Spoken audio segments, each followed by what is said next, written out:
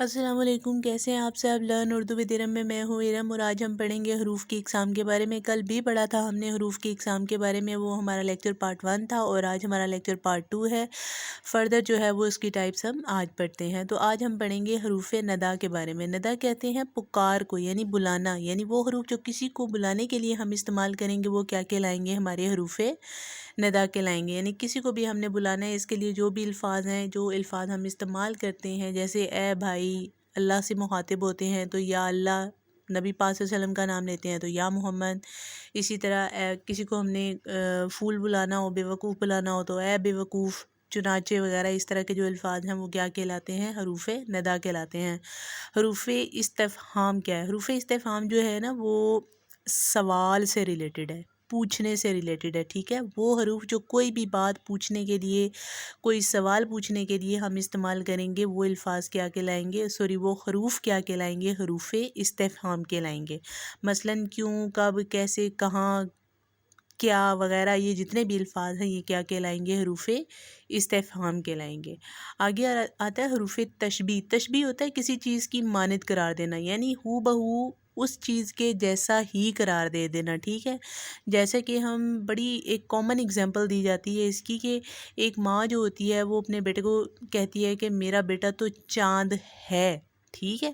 تو اس میں اس نے یہ نہیں کہا کہ چاند جیسا ہے، بلکہ اس نے کہہ دیا میرا بیٹا چاند ہے، یعنی اس نے ڈائریکٹ جو ہے وہ کس کے ساتھ تشبیہ دے دی؟ اس کو چاند کے ساتھ دے دی۔ تو یعنی اس کی مثال ہے یوں، مثال، یا مانند، یا ہو بہو، اس طرح کے جو الفاظ ہیں یہ سارے کے سارے کس میں آ جاتے ہیں؟ حروف تشبیہ میں۔ تشبیہ یعنی مانند قرار دینا، اس چیز کے جیسا قرار دینا۔ نیکسٹ ہم پڑھتے ہیں حروف انبساط کو۔ حروف انبساط کیا ہے؟ انبساط کہتے ہیں خوشی کو، یعنی یہ وہ الفاظ ہوتے ہیں، یہ وہ حروف ہوتے ہیں جو کوئی بھی اگر ہمیں خوشی کا موقع یا پرمسرت موقع ہماری زندگی میں آبویسلی آتے ہیں تو ان موقع پر جو ہم یہ الفاظ ادا کرتے ہیں، یہ حروف ادا کرتے ہیں، وہ حروف انبساط کہلاتے ہیں۔ انبساط یعنی خوشی سے ریلیٹڈ ہوں گے۔ جیسے ہم کوئی بھی چیز ہوتے ہیں، بہت زیادہ خوش ہوتے ہیں، کسی کو دیکھتے ہیں ہم کہتے ہیں سبحان اللہ، کوئی چیز بہت اچھی لگی، ہمیں خوشی محسوس ہوئی، ہم کہتے ہیں ماشاء اللہ۔ اور اکثر ہمارے ہاں یہ بھی ٹریجڈی پائی جاتی ہے تو ہم خوشی کے موقع پر ہائے اور آہا اس طرح کے الفاظ بھی استعمال کرتے ہیں۔ اس کے بعد آتا ہے حروف نفرین۔ نفرین جو ہے یہ نفرت سے نکلا ہے، یعنی نفرت کرنے کے لیے یا نفرت کے لیے جو الفاظ استعمال کیے جاتے ہیں یا حروف استعمال کیے جاتے ہیں ان کو ہم کیا کہتے ہیں؟ ان کو ہم حروف نفرین کہتے ہیں، یعنی جو نفرت کے لیے استعمال ہو گئے، یعنی لعنت تھو، آہ تھو، یا نفرین، یا کسی کو بھی مطلب آپ نے کہہ لیں کہ ڈگ کرنا ہے تو اس کے لیے آپ نے جتنے بھی الفاظ جو ہے وہ استعمال کرنے ہیں وہ سارے کے سارے حروف نفرین میں جو ہے وہ کیے جائیں گے۔ نفرین نام سے ہی ظاہر ہے کہ یہ نفرت سے ریلیٹڈ ہے۔ نیکسٹ دیکھیں حروف تحسین۔ حروف تحسین یہ حروف ہوتے ہیں جب کسی نے کوئی بھی اچھا کام کر دیا ہے تو آپ نے اس کو خراج تحسین مطلب دینی ہے۔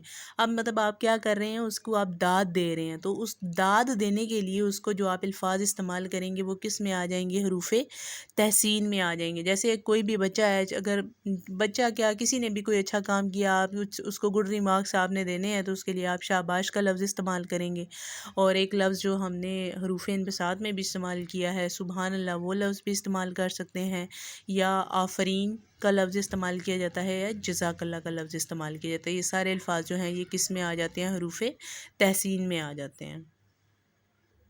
نیکسٹ ہے ہمارے پاس حروف تاکید۔ نام سے ظاہر ہے تاکید کے لیے استعمال کیے جا رہے ہیں، کسی بھی شخص کو، کسی بھی انسان کو تاکید کی جا رہی ہے اور اس کی وجہ سے کلام میں جو ہے وہ زور پیدا کیا جا رہا ہے۔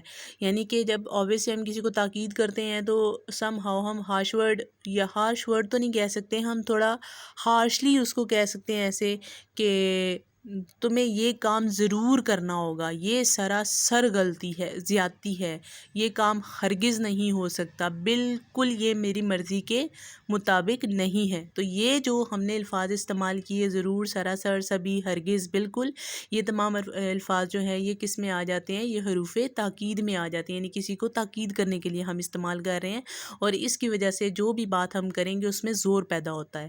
نیکسٹ آتے ہیں حروف تعسف۔ تعسف جو ہے وہ افسوس کے لیے استعمال کیا جاتا ہے، یعنی وہ حروف یا وہ الفاظ جو ہم غم کے موقع پر، افسوس کے موقع پر اپنی زبان سے ادا کرتے ہیں یا بولے جاتے ہیں، ان کو ہم حروف تعسف کہتے ہیں، جیسے افسوس، خیف، صد خیف، صد افسوس، ہائے ہائے، آہ یا حسرت۔ ٹھیک ہے، تو آہ اور حسرت جو ہے یہ تمام الفاظ بھی جو ہیں وہ کس میں آ جائیں گے؟ حروف تعسف میں۔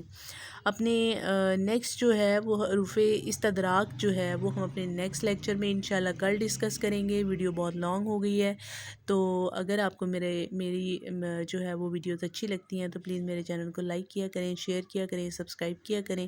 اس کے ساتھ ہی مجھے یعنی ارم کو دیجیے اجازت۔ اللہ حافظ۔